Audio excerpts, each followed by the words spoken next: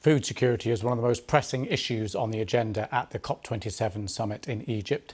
Developing countries in particular are having to find solutions to adapt to the impact of climate change on agriculture. In Kenya, farmers will begin using genetically modified maize seeds early next year as the country prepares to commercialise genetically modified crops. The government says the approved varieties have been subject to rigorous safety trials, but some farmers are arguing that it's not the solution to the growing food crisis in the region. The BBC's Richard Kagoe reports. Eva Wanjiru is a farmer in Kiangwashe in Sagana, central Kenya. She's been practicing organic farming for 7 years now.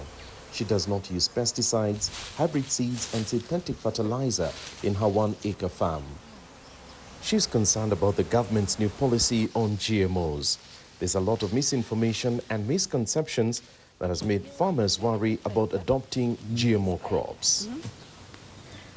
In the 1920s, 1930s, we didn't have diabetes. We never had chronic diseases like the heart diseases. We never had stroke issues. Every now and then people are getting strokes. We never had so many diseases like cancer was not there.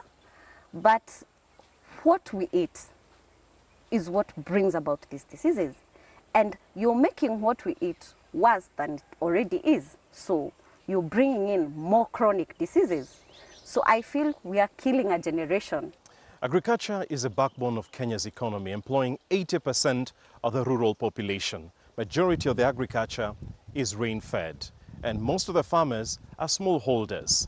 This means they rely on their crops not only as a source of income, but also as a source of food for their families. The Horn of Africa is grappling with the most devastating drought in 4 decades. Rains have failed for 5 consecutive seasons, leaving the water sources dry. There's little food for humans and animals. Kenya removed the ban to provide an alternative way of increasing food production and averting recurring famines in future.